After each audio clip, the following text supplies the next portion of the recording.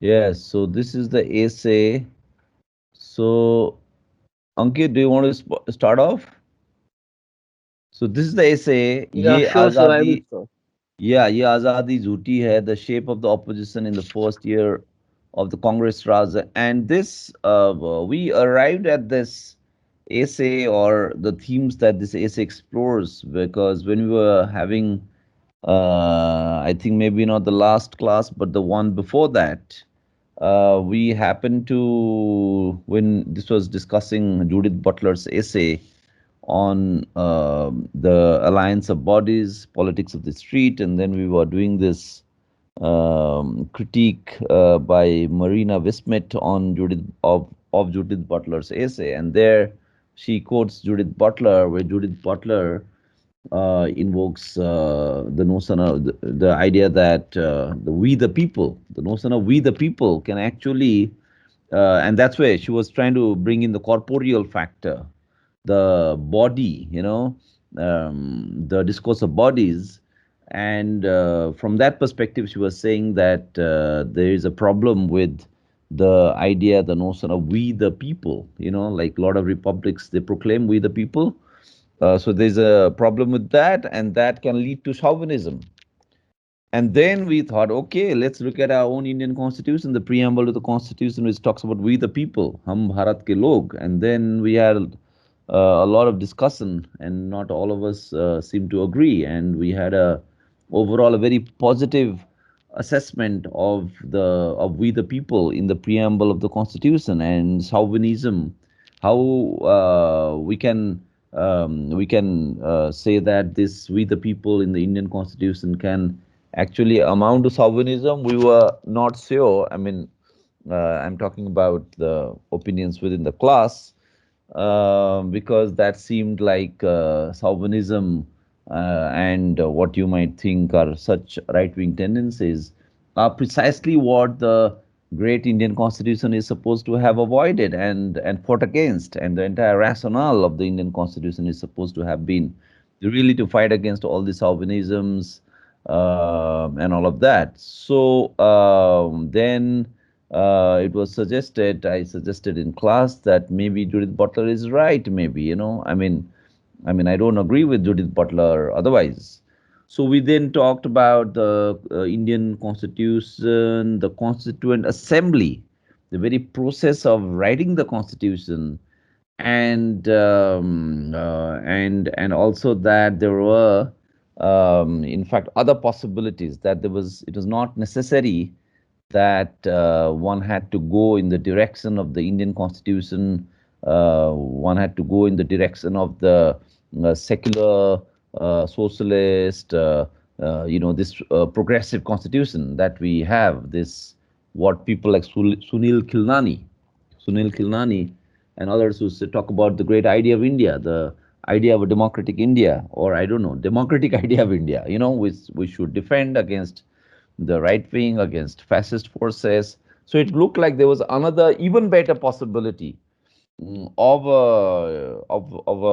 the Indian Republic that was shunned and that was pushed aside precisely by the progressive so-called democratic forces that always take a moral high ground vis-a-vis the Hindu right wing. So in that process, I told you guys how there were parallel governments that were already set up even before this constitutional republic came about. The official constitutional republic came about, and there I talked about one example I gave you was the one in Satara in Maharashtra, where in Satara in Maharashtra there was an attempt at it's called a Prati Sarkar, you know, like a Prati Sarkar, like a counter government. So there's a government being set up, one is, say, the British government, the other is the government of independent India. Opposed to both these, the British as well as the government of independent India, there would be some other third kind of a government called the Pratihara government, And I also told you how traditionally political science in India has completely, refused to talk about this Pratihara Sarkar. And in that context, the role of the left becomes very important. So I was and the left also seems more or less clubbed with the broad mainstream of the Congress, Gandhi kind of freedom movement, and that kind of a democratic politics, that kind of a social justice and democracy and elections and secularism that the Indian Constitution is supposed to uphold. And here in this essay, what you will see is that the left actually was not taking such a, let's say, a pro-Congress position. You know, the left was very different actually, and it's this period from say 47, maybe late 47, 15th, I mean August 47, independence happens, and then so around late 47 till like late 48, the left was actually taking extremely different positions. In fact, it was ready to denounce the Constituent Assembly as unrepresentative, as actually part of a Anglo-American imperialist order, you know. So today, you know, when the left talks about defending the Constitution, you know, it is full of irony. You know, it is like you simply can't get over the fact that that these are the same people who had such a different stance then, and they have never really confronted that phase where the Communist Party, the left, actually had completely rejected this, not just specific clauses and the excesses, you know, say extraordinary laws and draconian laws that are within the larger juridico-political framework of the Indian state, but the very process of making the constitution, that itself was challenged. You know, the Constituent Assembly itself. So that's how we came here out of you know, out of Judith Butler's Alliance of Bodies essay, and here we are. So we will see what Ankit has to say, and Ishita, you might also add something. And so so please go ahead, Ankit. Okay, sir. In this article, Shalini Sharma is talking about how just from the May 1947 and how in next 12 months during the start of the interim government of Nehru and how after India became independent, the opposition was shaping up in India, and it was not something outside of the Congress and social movement that people were opposing it. It was like socialists and communists, which were the internal part of the INC during the national movement. They were like rebelling against some of the policies of the INC, and hence they were like opposing. So they are talking about how socialists were like JP Narayan and others. They were one more. We need to keep the context of the labor laws and industrial resistance which the laborers were providing during this period. And it is said like before few months and after a few months of independence, this was the most vocally most intense period of strikes which India had ever seen, even after the departure of the British government. So it was due to this fact that socialists started speaking about the how the Congress which came into the power, that after independence we will give our people a good standardized living and everything.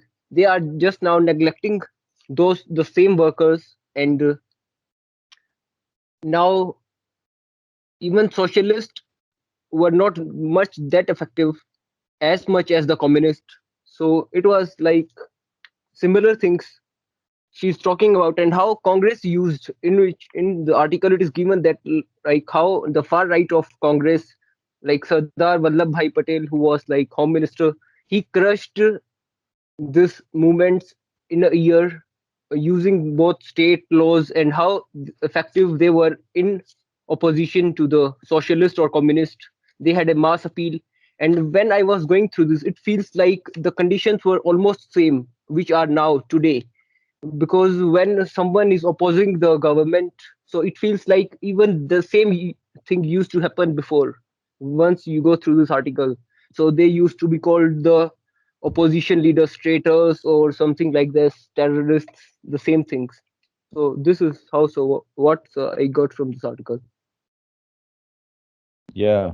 Ishita or anybody else? Ishita, you want to come in? Yes, sir. So, in this article, the author talks about the factions in Congress and the socialist members of the party since 1947. So, she says that in the beginning, Swaraj meant same thing for the Congress workers and all the communist people and all the people who have the socialist ideology. So, Swaraj meant them for the. It was the complete revival of the beginning of the Indian democracy. It's well functioning in the country, and the socialist order has to be maintained in the industrial sector. But after some time, when just a minute, sir. Mm-hmm.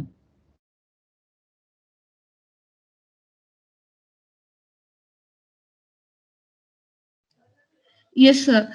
So, yeah. So after some time, they said that communist leaders were partisan and only interested in advocating the cause of their own community.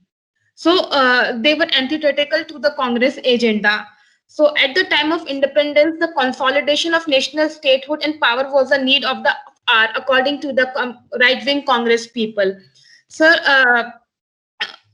So the writer says that there was a historiography around democracy, the building of the constitution, passive revolution, the nature and working of the Indian state, and but at that time there were some people, especially the people with the socialist ideology, who said that the US based capitalist model is not good for the industrial sector of the India, which was also supported by some of the industrialists like JRD Tata and Ghanshyam Das Birla in the beginning.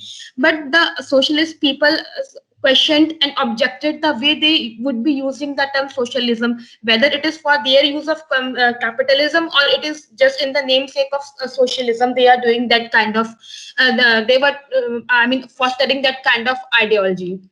So, and Sarat Chand Bose, sir, he says that the advocates of the class struggle, means the communist people, they were dubbed as enemies of the state, and the Congress right came to consolidate a powerful grip over its political opponents. After when the writer talks about the Swaraj, she says that in the run-up to the Independence Congress, leaders and the left shared a similar vision of Swaraj. Nationalism meant the nationalization of key industries, land distribution, and a functioning democracy. And of course, the important thing was commitment to secularism. Swaraj was a government based on universal suffrage and nationalized industry, free from all connections to the colonial past or to the capitalist future. But the people from the socialist group, they were having some objections with the right-wing ideology, especially of Sardar Vallabhbhai Patel, uh, who declared that these people are these peoples are creating problems in the Congress, in the internal structure and constitution of the Congress. So they must be segregated. And after some time, a subcommittee was formed, including Sardar Vallabhbhai Patel, Jawaharlal Nehru, and there was some other eminent person who said that all the communist agenda should be moved out of the party, as the Congress party is wholly for the purpose of nationalistic agenda. And and also there was an important thing that during when the socialist people talk about the strikes, Congress was very much in opposition of the strikes. They said that if Indians were to adopt a democracy and full suffrage, strikes are not the means. Instead, they should rely on the constitutional values.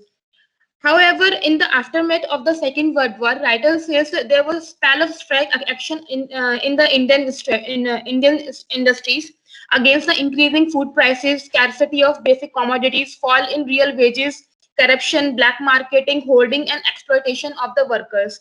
It was the time of the beginning of many trade unions that led to strikes. But the Congress Working Committee was in opposition to those strikes, as they thought that this would lead to a radical path against the Congress system. So that is the main concern of the Congress in the beginning of in the beginning years of the Indian Constitution. Okay, thank you. Anybody else wants to come in here, add something?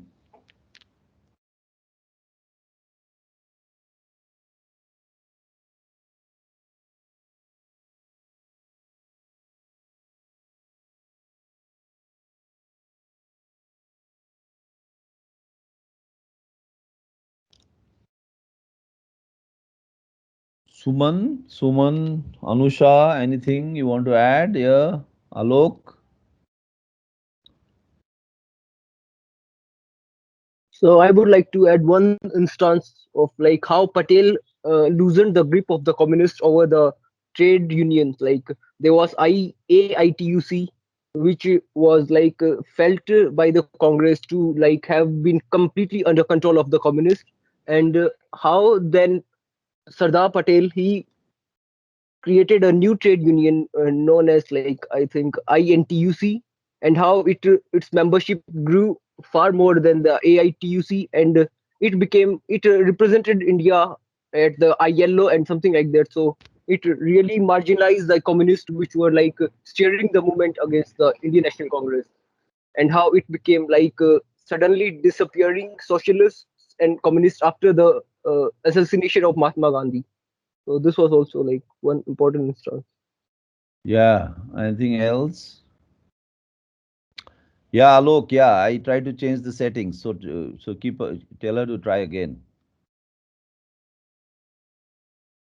I've tried to change the settings, so she should be able to come in. Uh, she should be able to come in. So, yeah, anything else? Anyone wants to add? Gurnur? Yes, sir. With the Swaraj thing, I was recalling Partha Chatterjee's work also. You know how that Gandhi's concept of Swaraj, of decentralized economy, became unfeasible for Nehru. It was more like he used it for mass mobilization, and then post it became unfeasible, and he took out the path of land development. Mm-hmm. And how the concept of passive revolution revolves around it. So, one thing becomes very unclear for me to understand is how is it this nexus between the capitalist class of the state that per se made this to happen in India, or is it the state? Is it like is this nexus that caused this change to take place from the Gandhian concept of Swaraj to the post-independence planned India? Okay. Yeah, of course you can say that, but that time the capitalist class was socialist, right? Yes, sir. Yeah, I mean, Or know, we can look into the Hamza Alawi's concept of three capitalist class types not of Hamza Alawi. classes. Hamza Alawi se nahi hoga ye, This Hamza Alawi will not work here. But this is there in this Salini Sharma article itself. We know the Bombay Plan, and the socialists were very much, there is a here this article points out, I think, no, about this about the Bombay Plan guys. So, sir, can we say like, is this independence and independence only for a few class and the marginalized remains the marginalized? So, is it independence in a real sense or not? It's Well, like, the title of this essay makes it yes, sir. clear. you know. So यहाँ तो ये दिया तो है इसमें ना Yes, sir. ये this Dalal mister Dalal mister Dalal का है तो यहाँ sir Ardeshir Dalal what did he say in the press conference?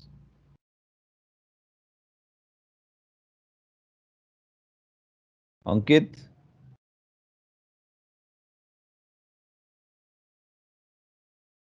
Press conference में Yes, क्या sir. बोला उसने? आदर्शीर दलाल क्या बोला प्रेस कॉन्फ्रेंस में?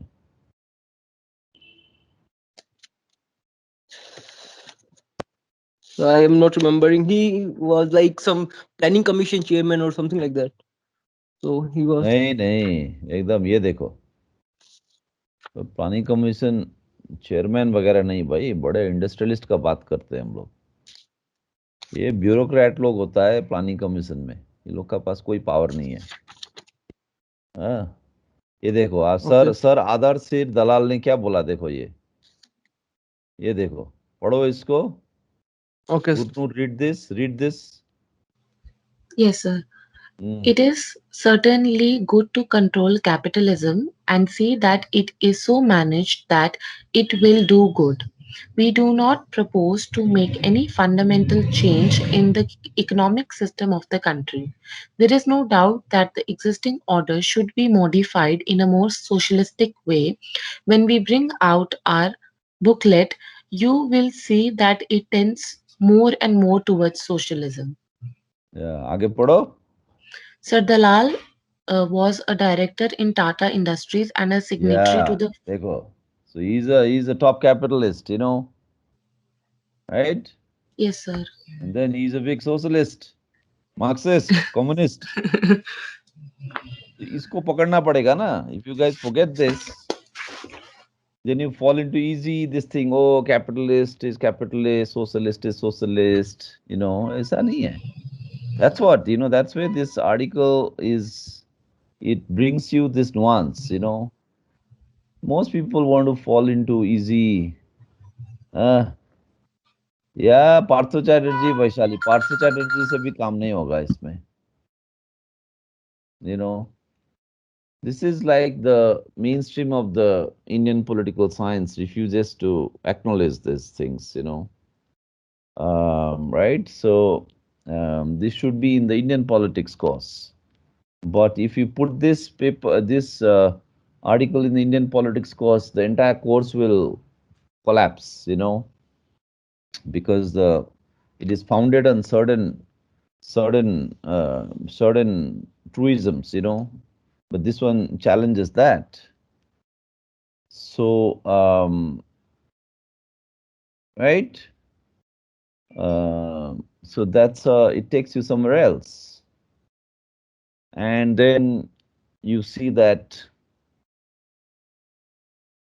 और बताओ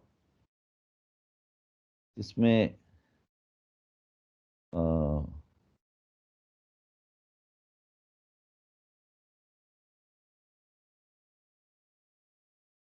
and then you will see that how some of the people on the left and communists, because say when it comes to the killing of Gandhi, who killed Gandhi? We all know that, right? But the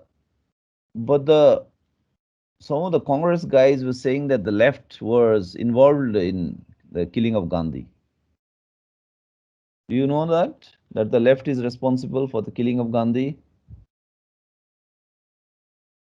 Yes, sir. It is mentioned somewhere in तो the उसको article. पकड़ो ना, उसको पकड़ो तुम लोग, बताओ कौन सा पेज में है।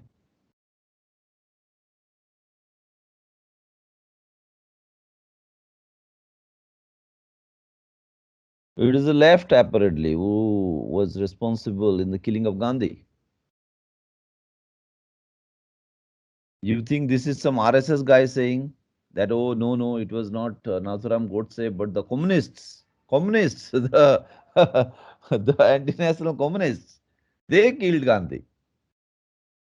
Is it like some troll, some right-wing troll saying this?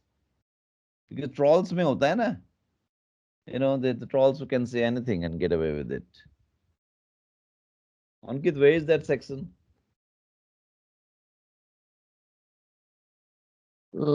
Just a second. I'm looking for. Why?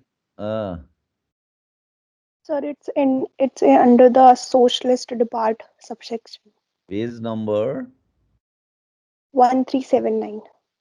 1379 कहाँ गया ये? 1379, चलो, ये बड़ा मजेदार आर्टिकल है ये। Gauri, you are also there, Gauri?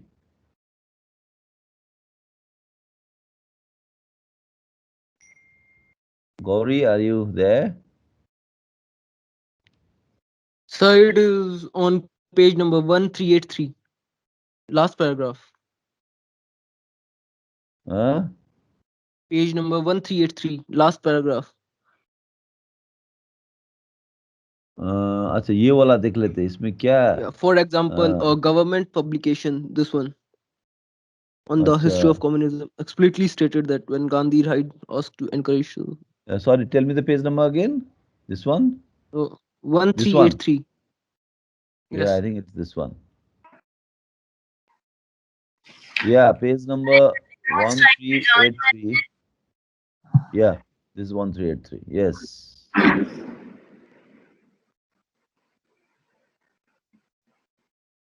1383. Yes. So this one, the government reacted by stepping up its campaign to demonize the party. For example, yeah, for example, somebody's audio is disturbing us. For example, a government publication on the history of communism in India explicitly stated that when Gandhi died, communists were asked to encourage RSS members to wreak vengeance on congressmen and be ready to launch an armed revolution amidst the chaos. When talks broke down between the Nizam's regime in Hyderabad and the Indian state, the government accused the communists of being communal in their interests in opposing the new Indian state. Indian intelligence reported that the lifting of the 5-year ban on the Hyderabad Communist Party has led to the suggestion that the Nizam's government is attempting to gain the support of the communists against the government. Some weight is lent to this suggestion by the pamphlet published by the Communist Party, which apparently criticizes the Nehru government as a government of capitalists and states that the object of the Congress in demanding the ascension of Hyderabad to the Indian Union is to throw the state open to exploitation by the Indian capitalists, right? So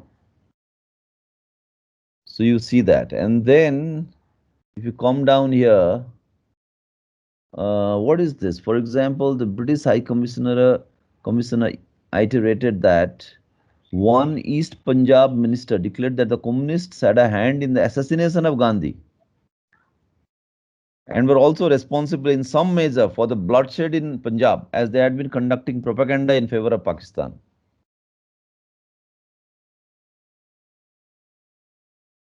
So what's going on here?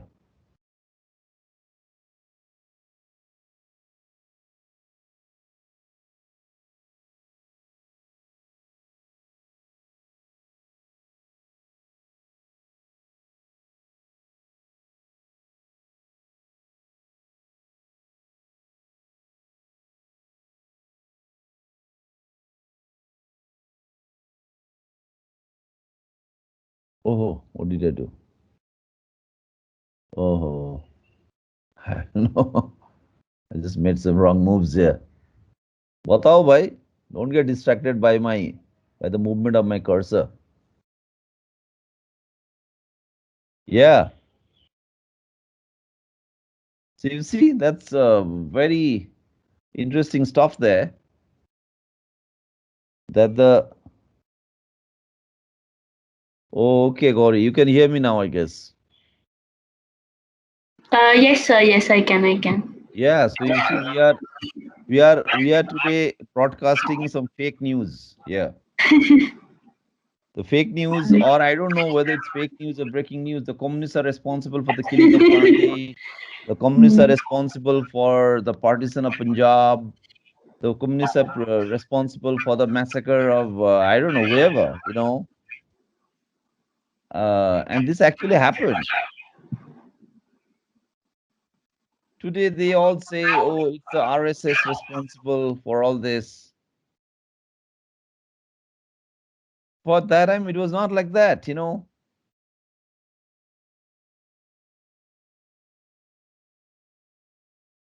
do you guys see that?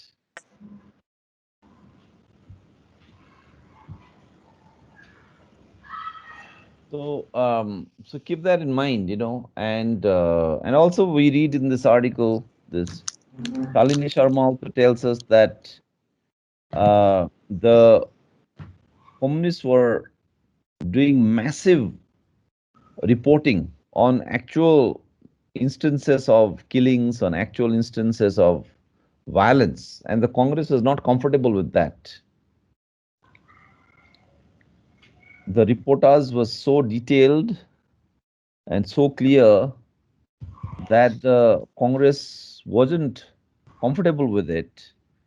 And so for the Congress, and you see, this is what happens on the ground, this is what happens on the ground. So the narrative that you hear, that Indian Constitution, drafted by Ambedkar, all the national progressive left forces on one side, and then the big enemy RSS and all on the other side, Hindu Mahasabha on the other side, that thing breaks down, and then you see the conflict within the Congress, the conflict between Congress and the communists, Congress and the socialists, you know, and then how the communists are supposed to kind of welcome the anarchy created by the killing of Gandhi, the anarchy created by the communal riots.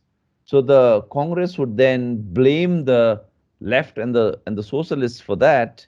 And when you are talking about today, in today's language, human rights and extraordinary laws, UAPA and all of that, the preventive detention bill is brought about in the constitution in this atmosphere. So these extraordinary laws, what later on become anti-terror laws, are actually coming in order for the Congress to establish its hegemony. You know, for the Congress, along with to some extent, along with the socialists, to marginalize the communists, because it was quite kind of easy to marginalize the communists, because you could just say, oh, just they are unpatriotic, they take orders from the Soviet Union, they just follow orders from the Soviet Union, and that's one of the things that the Shalini Sharma article does. It says that this traditional narrative, that the communists declared that Yeh Azadi Jhooti Hai, the communists, and that's what, the one of the things is that, of course, that they take part in elections later, in which year, whatever, it's 50, 55, they win and they form a government in Kerala. Um and that was quite an about turn by the communists, because they had declared the constitution illegitimate. They declared the Constituent Assembly itself illegitimate. They said, "Ye Azadi Jhooti Hai." This is a fake, this is a false independence that we got. And then they turn around and they contest in the elections and form the government, and then they become completely pro-Congress. That is like, we have to wait later, till the 50s. But before that, 46, 47, 48, we see something completely different, right? And so because of that, the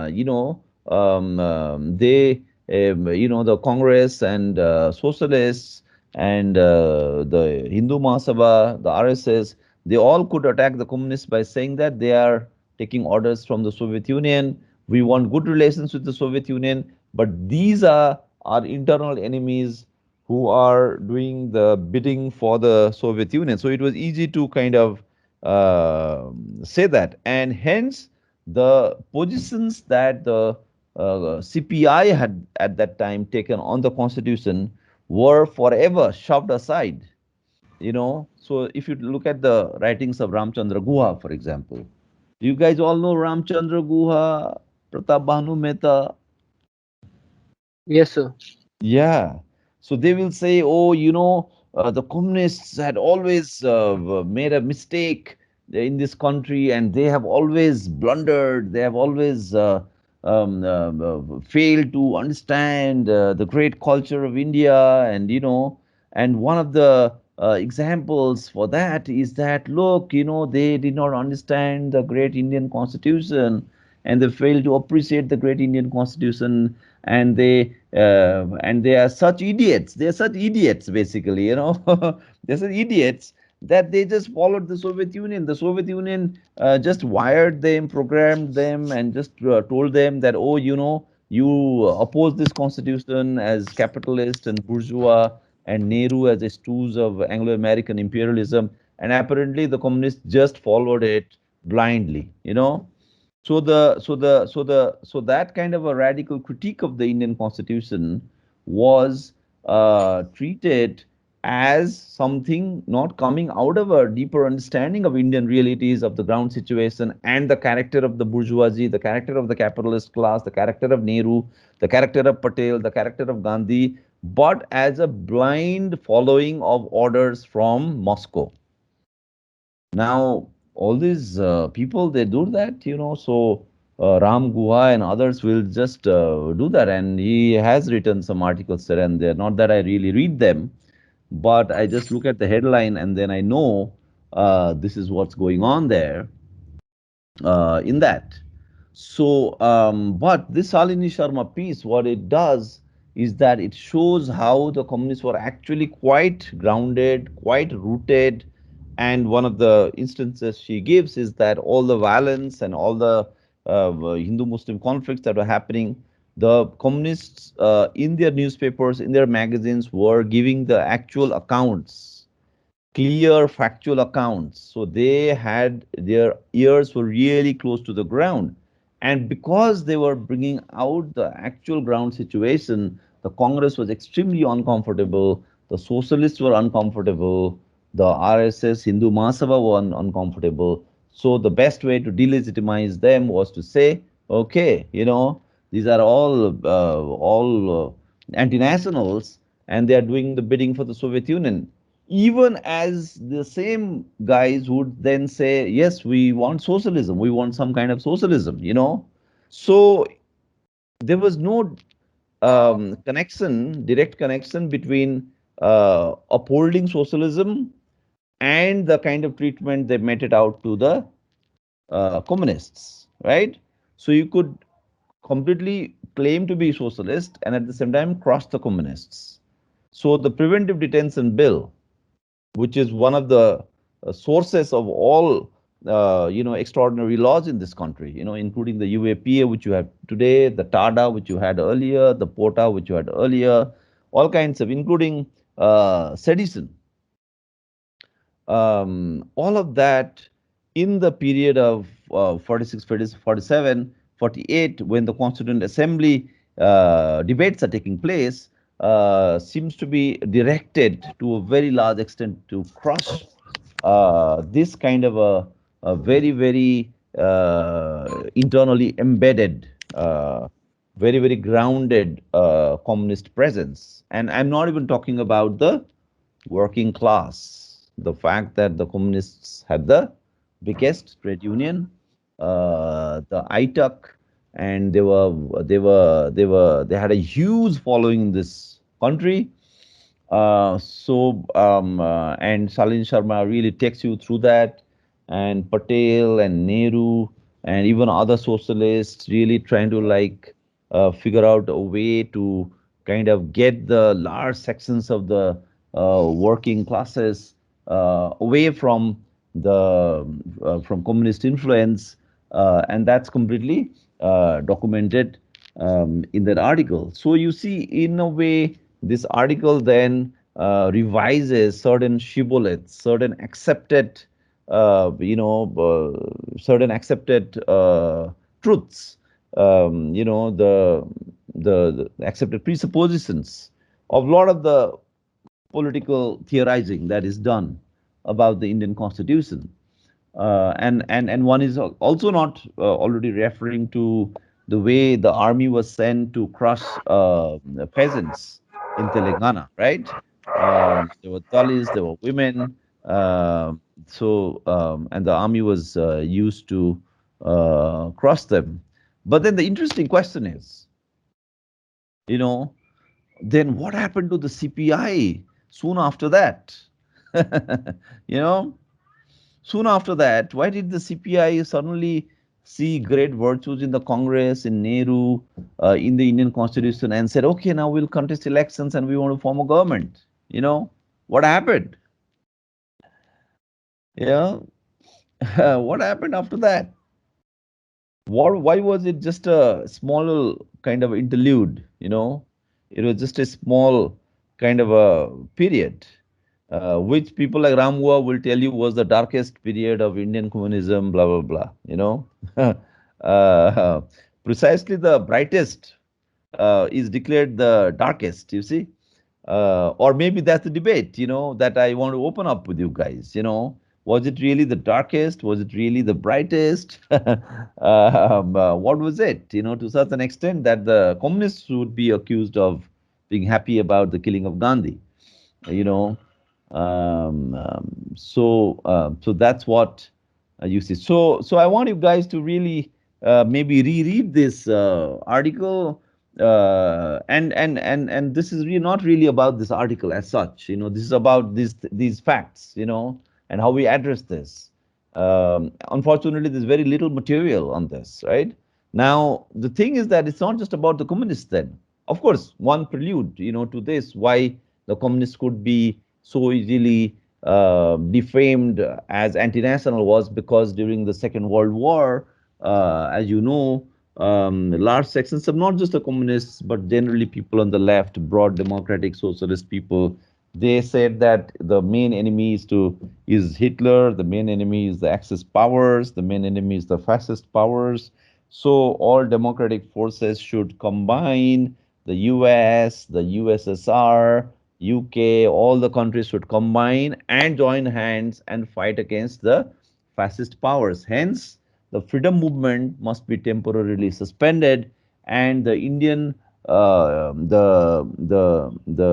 democratic leftists within the Indian freedom movement should help the British in that war effort in order to intensify the anti-fascist struggle. Now that when the thing was actually taking place during the Second World War, it was, of course, fine.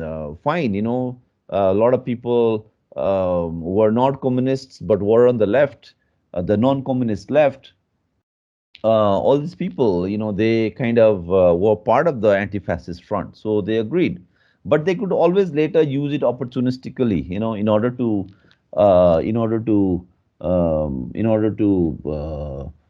defame the communists, as having sided with the enemy and having betrayed the freedom movement. Today all these things about the RSS apparently betrayed the freedom movement, and Savarkar apparently had given a mercy petition or something to the British. But don't forget, the left was accused of having succumbed to the British and compromised the Indian freedom movement. You see, so this is very interesting. So I don't know. Do you guys study this in India in your Indian politics paper? Have you done some interesting articles around this?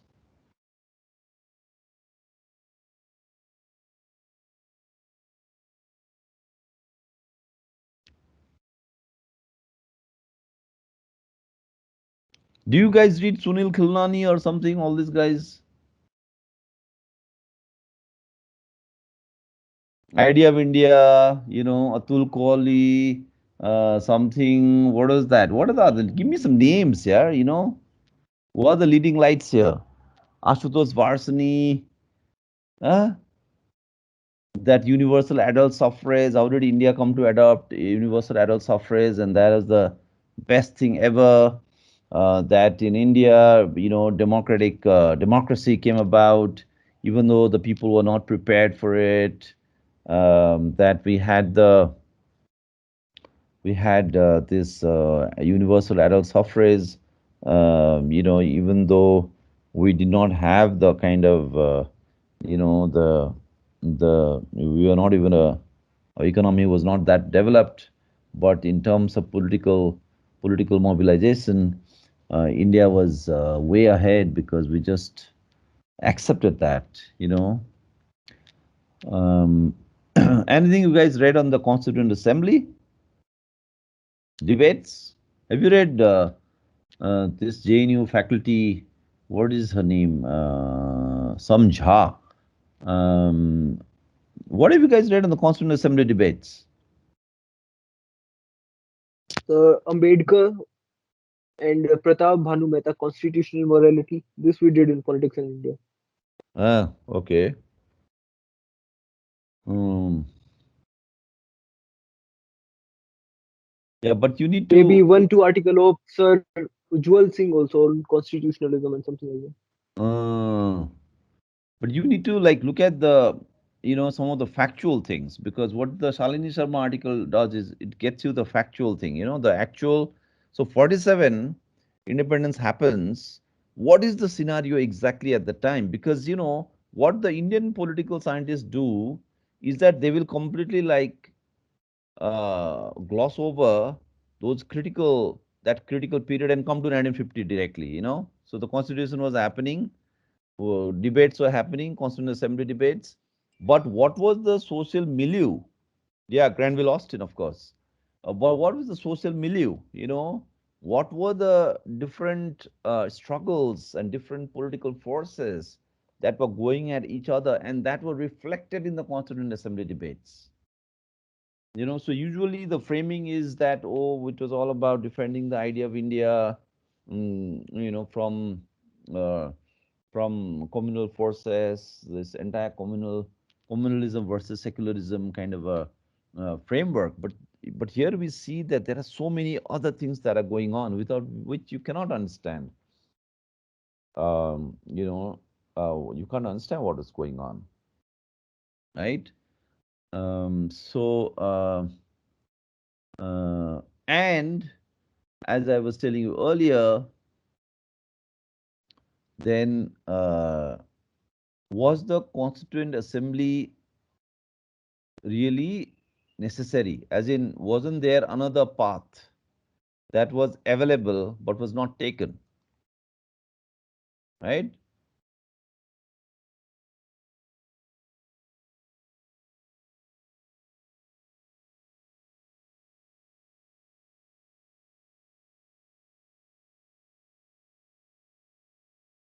And that's where I will give you this other essay for the next class on the Prati Sarkar. So I'll give you that essay, and once you read that, maybe things will come full circle. But the other thing that the Salini Sharma piece also is pointing out is how in these uh, crucial years immediately after independence, the Congress establishes itself. The Congress establishes its control, its hegemony, that it is the only political force which is completely legitimate, which is also supposedly having the moral authority, which is also constitutional, which is representative of all sections of society, all castes, all classes, all religious communities, because it's supposed to be secular. But how, in order to establish itself as that, as the hegemonic force, it also then defines the what an opposition could be. What is a legitimate opposition, right? That's the central thrust of this article. That only certain kinds of opposition will be tolerated. And how systematically state power, the power of the law, is used to eliminate other kinds of opposition that really challenges the Congress from within. So it also then uh, defines what kind of opposition is fine, what kind of opposition is not fine. So basically the 46, 47, 48. So the forget about the constitution for in that sense. The constitution is not that important, right? As in, what is important then is this a struggle.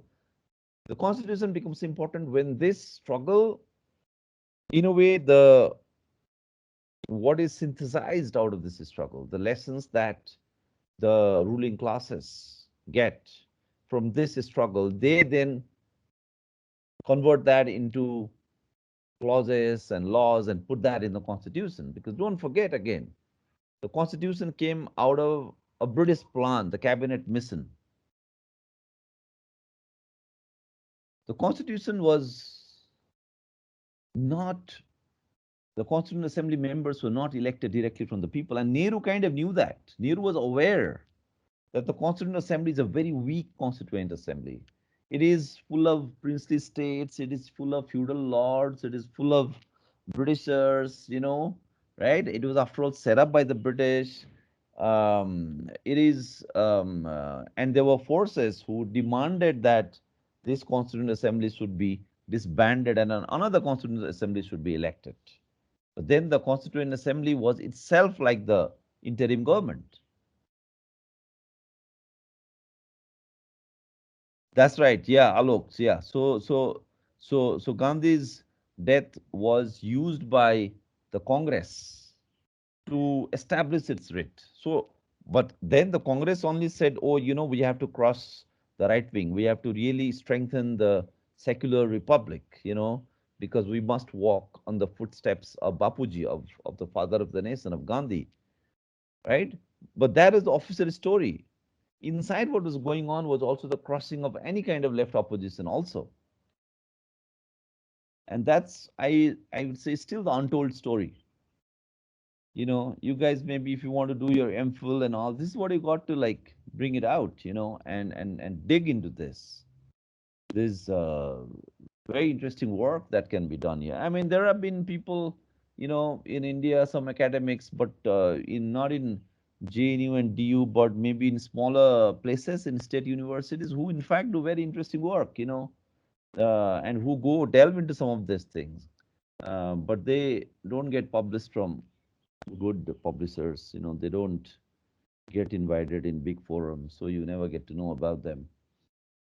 So that is what is going on. So I'll give you this other essay on by Gail Omvet on the rebel government, and that will show you how maybe another kind of parallel government, a counter government, a counter to the government of independent India, as well as counter to the British government, that is possible. And then, this will kind of then add on, to a larger scene that we see that builds in the aftermath of the Quit India movement, leading to 46, 47, 48, 49. And I think, and I might be wrong, or I might be just overly hopeful here, if that kind of a rebel government, that kind of a third stream, if you like,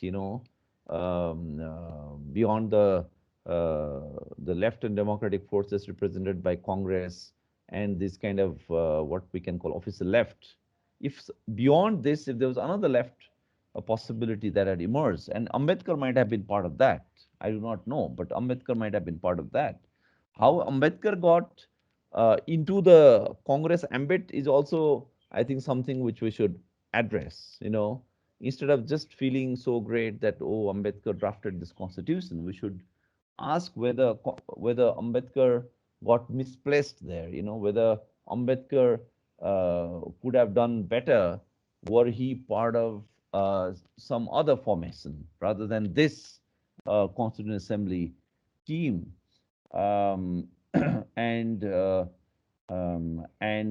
yeah, and then yeah. So what I was trying to venture to suggest was then maybe the Hindu-Muslim question, the India-Pakistan question, could have been better addressed. We don't know, that the fact that the Muslims distrusted the Congress, the fact that Sikh minorities distrusted the Congress, the fact that Adivasis also distrusted the Congress, the fact that the untouchables, the scheduled caste, the Dalit Bahujans distrusted the Congress, and that's what the Pune Pact is all about. Was, I think, because of the hegemony of this kind of these kind of forces in the name of democracy and in the name of progressive left ideology, right? So that's the kind of thing. I will then request you guys to read this article further, and then I'll email you the other essay on the Prati Sarkar of Satara, and I'd like you to read that, and then we'll meet in the next class. So any questions or something here that we have?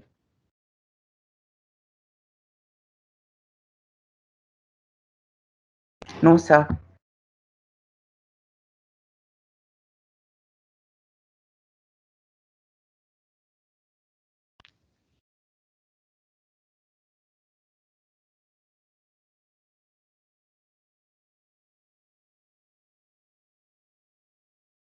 So after this, we will of course connect to the main direction of this course, which was when we did the thing on the zombies and the earlier Judith Butler essay, and then the other essays that we did, and also the Andrea Rigi piece. So we'll get back to that after we do this thing on the Pratyahara Circle. But I want you to really go through these two essays, the Salini Sharma and the Prati Sarkar, because unless you get your Indian politics right, because whatever radical theory, critical theory we do, we have to connect with our own country's political history.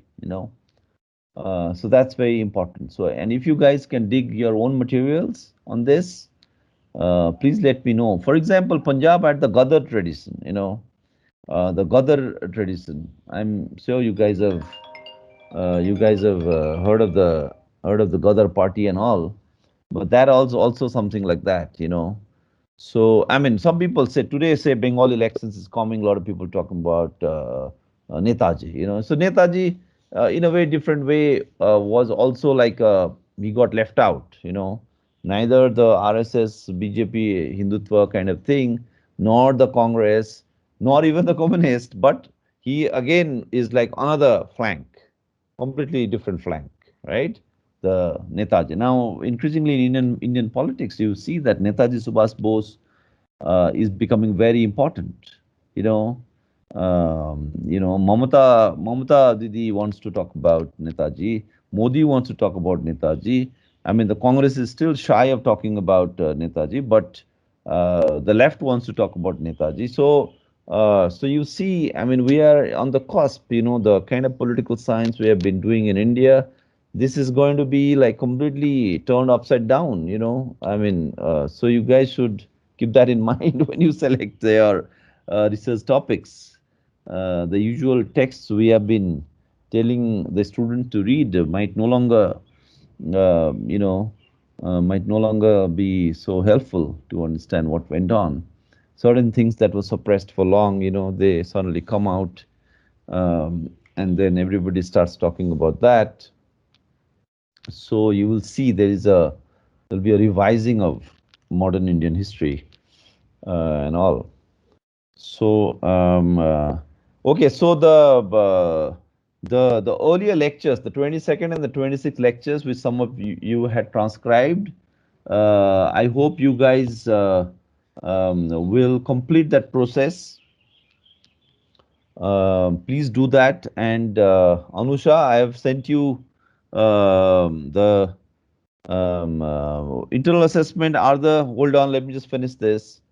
Um, uh, So, so Anusha, you got that thing on the Yes, sir. this Yes. thing, yeah. So Yes. please work on that. That will be your internal assessment homework. For all you know. And Gurnur, you have done that, but I want you guys to go through it again and make it and go over and make it better. So you have your team, right, Gurnur? There are others in that.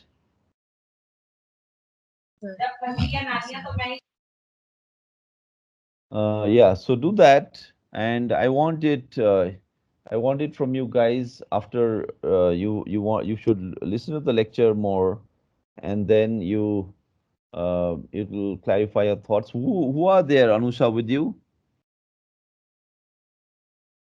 So I with me I have Suman, Alpana, and Ankit.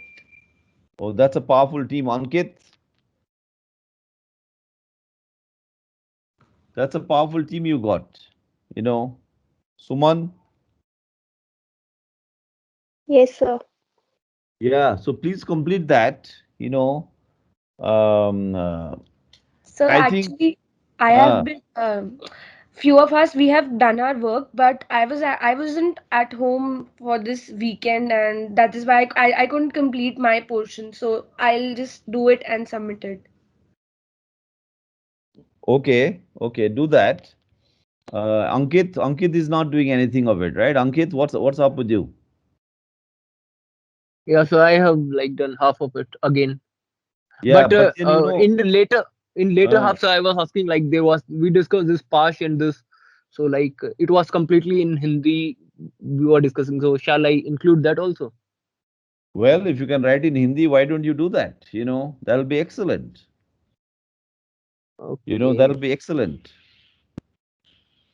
okay, Yeah, and each of you, when even though you have divided the parts, but each of you should listen to the entire lecture, yes, sir. right? So that you really understand the flow of the ideas. If you get the flow of the ideas, then you can paraphrase it better. Yes, Suman, sir. Anusha, that is the point of this exercise. Yes, sir. Is not like कि ठीक है sir बोल रहे हैं तो sir को ये लिख के भेजते हैं जल्दी, ऐसा नहीं है। आप लोग मतलब the point is to really I wanted to say force you to this thing, but I know you guys on your own do it. So because there are those nuances which are highlighted in the last lecture. I was telling you guys that look, there are some of these points that I was trying to get into, right? Some Yes, sir. really focused points are there. So those portions, you shall, and you can even add your own sentences, by the way. Suman, Suman, tell Yes, me sir. one Yes, thing. sir. Let me ask this to Suman Yes, because sir. you also did some hard work. You went through the Marina Wismet essay. Does the as you engaged with this further, the essay is becoming more clearer to you as we go along? Yes, sir. So after third and fourth reading, it becoming more clear, and after we discussed in lecture, तो वो Yeah. ज़्यादा clear होता गया उसके Yeah, arguments. yeah, it takes some effort. That's why the last lecture, I also uploaded it on the YouTube thing because in the last lecture, uh, I read some portions from the Marina Wismet piece, and that really clarifies what her project is,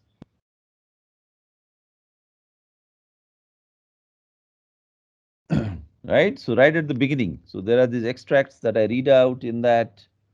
So this is the not the 26th lecture, but the just the last one, which is there. So go through that also. In fact, first 15 minutes itself, the main thing has come. So and Yes, all these sir. things, yeah. So all these things are part of your internal assessment. Internal assessment ये इसी में से आएगा आपका, कोई अलग से नहीं है internal assessment. This entire exercise is what will prepare you to for your internal assessment. Shreya Rai, are you there, Shreya? Yes, sir, I'm present. Can you hear me? Yes, yes, yes, yes. I hope you are Yes, sir. following the readings and all. Yes, sir. I was not present, sir, in the last week, sir. So if you could assign me some reading or So with can some you do group. one thing? Yes, अच्छा sir. Shreya, can you do one thing? अच्छा श्रेया को भी थोड़ा ये करते हैं. Shreya, the last lecture which is there on YouTube, you transcribe the first 20 minutes of that lecture. Okay, sir. The first 20 minutes, I think, if I'm not mistaken, Ankit, Anusha, I think the first 20 minutes is really where I talk about, and then we go back to the Marina Wismet piece, and we really talk about, the discourse of bodies, and in fact, the term which is there, the pseudo concreteness of bodies. Gauri, this might interest you also. The pseudo concreteness of bodies. Um, that is a phrase that Marina Wismet uses. And that is already covered, you know. So Shreya, just do the first 20 minutes. Only you are there. Just do the first 20 minutes. Do you type on your own laptop or something? Yes, sir, I do. Okay, okay, very good. So do that, and you have to email it to me. Are you getting emails, Shreya? Some people I heard are not getting emails. Is that true? Yes, sir, I'm getting emails. Okay, okay. So my email is right there. So you have to email me once you do that. Okay, Okay. sir. So Okay, which sir. means basically that what we do is that, so today is Monday, Tuesday, so Wednesday evening. By Wednesday evening, you have to Yes, sir. send it to me. Huh? Okay. Okay, sir. Okay, sir. Yes. So, and the others work on it more. Gurnur, who is there with you, Gurnur? I don't see Gurnur here anymore. Sir Gurnoor, I, Kritika, and Himanshu. Three of us did it. Okay, that's right. Where is Himanshu? Acha. It's a familiar voice. So Kritika, work on it more. You divide your work in whatever way you can. But I would say listen to the full lecture, even though you have divided your part, maybe. How did you guys divide it, Kritika? Yes, sir, we divided 20 minutes each, and we are listening to the entire lecture as to make sense of the whole thing. And Yeah, we have actually done it, and we've added the time as well. We'll just finalize it and send it to you. yeah, yeah. Is it kind of clear, the sense, the direction of the lecture? Yes, sir, it's becoming clearer every time we listen to it and write. Yeah, that's right. That's the point of it. So okay, so that's very good then. Shreya, you know where I'm talking about, because I see you have joined much later in this course. You know which channel we are talking about, right? You know the where the YouTube videos are found. Yes, sir, I will contact any of my friends and ask. Sir, I was just not present the last week. Otherwise, I've attended your Okay. classes. Oh, you have. Okay. Okay. Okay. That's good. And Alok,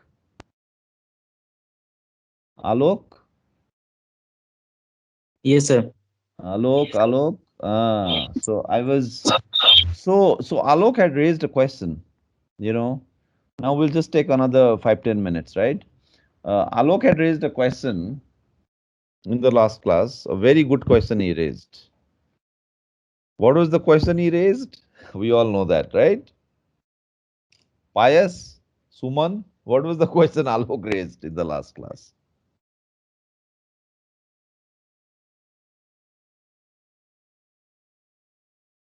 Sir, he asked कि zombies का how zombies thing is related to critical theory. Yeah, why are we doing this, So Alok, what are you thinking right now? Do you think you see some point, or you still think ये zombie उम्बी क्या है, ये पता नहीं, हाँ? आलोक? Sir मेरा पूछने का ये मतलब नहीं था कि जॉम्बी क्या है और क्यों कर रहे हैं।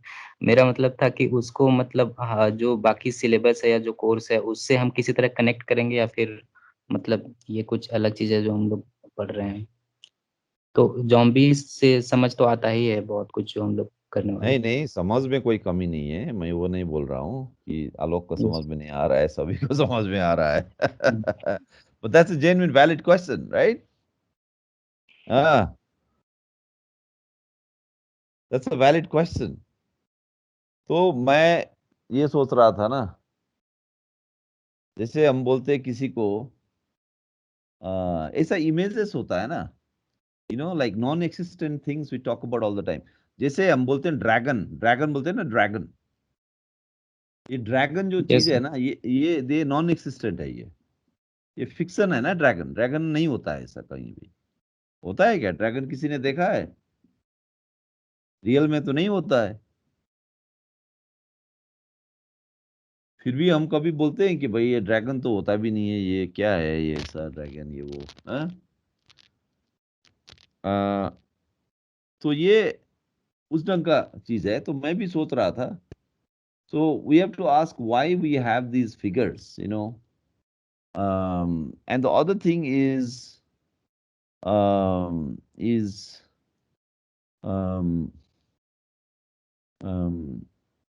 humans tend to imagine extreme situations sometimes. जैसे बोलते हैं ना कि अगर तुम कहीं जा रहे हो, है ना, और तुम्हारे साथ ऐसा हादसा हुआ तो तुम क्या करोगे। इस टाइप का भी एक है क्वेश्चन कि जैसे हॉरर मूवीज होता है ना, जैसे किंग कॉन्ग होता है, उसमें क्या है, एक किंग कॉन्ग को इमेजिन किया है। किंग कॉन्ग तो होता नहीं है, right, but you watch it, king Kong movie. Why did the director imagine King Kong? Okay, Jurassic Park. Gauri, does Jurassic Park actually exist?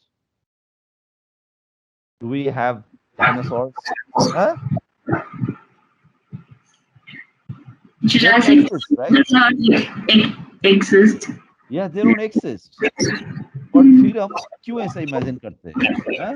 या विक्रम बेताल, मैं विक्रम बेताल का तो हमेशा बोल रहा हूँ, विक्रम बेताल तो होता ही नहीं है, ना विक्रम है ना बेताल है। There is a reptile similar to dragon, in reality it's called Komodo dragon. Okay. So, but we have all this. So often what has been done is that we create a story of an extreme situation. Okay, let me tell you guys one thing. Ankit, Kritika, Shreya, now listen to this Yes, sir. carefully. You guys have all heard of the flood. बोलते हैं ना, Noah's Ark, flood. Yes, sir. Noah's Ark. क्या बोलते हैं हिंदी में Noah's Ark को? सब कुछ बोलते हैं ना, नोआ का नाव, नाव का नहीं। क्या बोलते हैं हिंदी में? किसको पता है ये? नोआ का ये बोलते हैं ना हिंदी में, क्या बोलते हैं उसको? डूंगा या डूंगा, Ganga.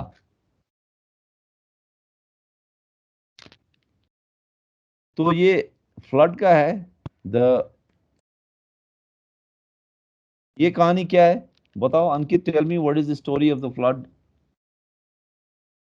Gauri, do you know the story of the flood? Just tell us, थोड़ा सा, 2 lines.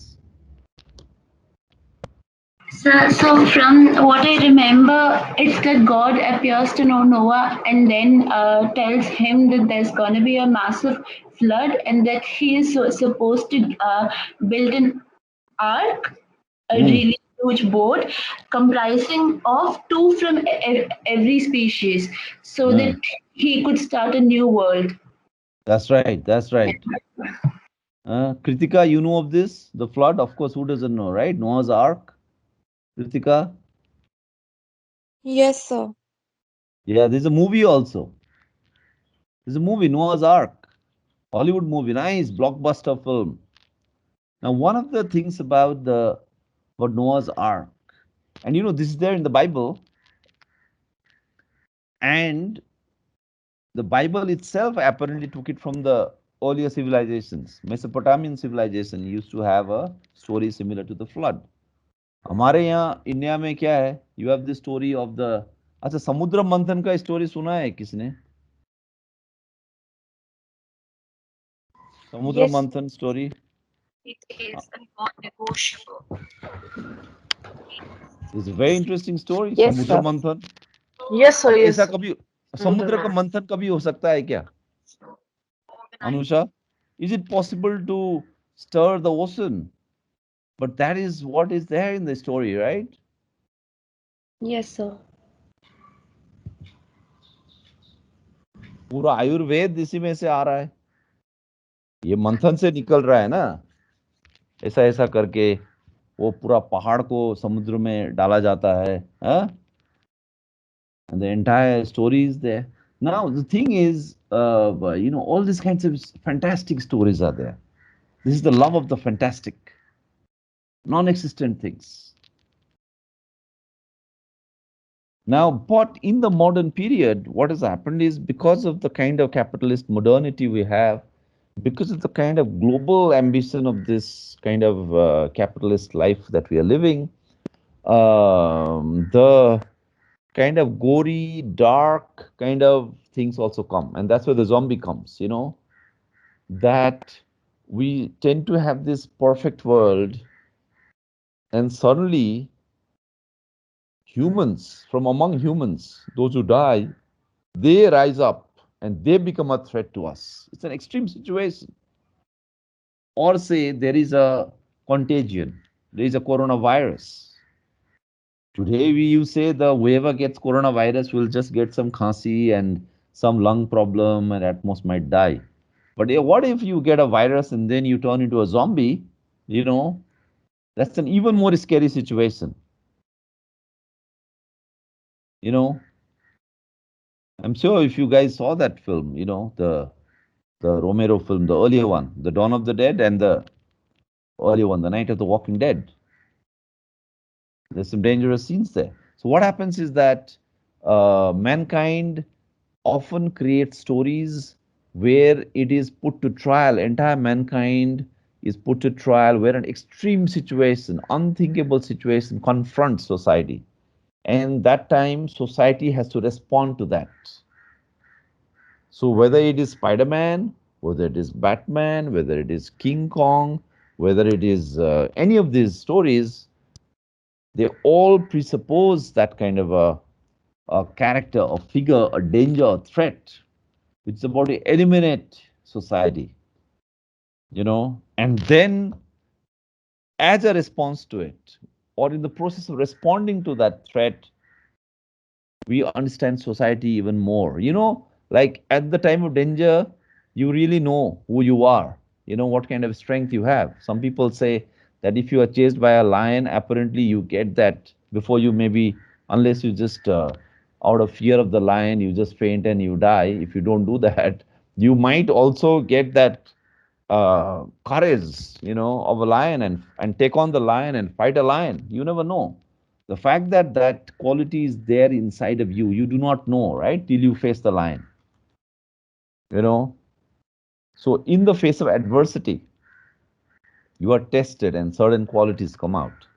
So often writers, fiction writers, movie makers, they have imagined such scenarios to really then see through our society, to see what we are capable of or what we are not capable of.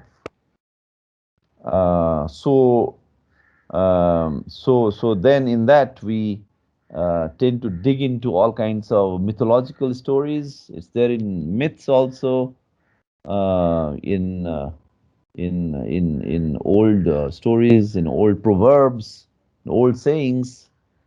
But with the modern culture industry, the Hollywood, the media, the movies, the writers, the publishing industry, they then also resurrect some of those themes, and then they launch it again. So you see that, so Spider-Man, Batman, all this, you will see there's a threat. This is a dangerous guy who is troubling ordinary people, and Spider-Man will go and resist that. You know, so you have to think through some of these things. And now, say in movies, we have Bahubali, Bhaijan, something, and a lot of them are mythological characters. And people are watching. All of you are watching those movies, so that's what you see. So okay, I'll stop here. I'll send you the reading for the next class.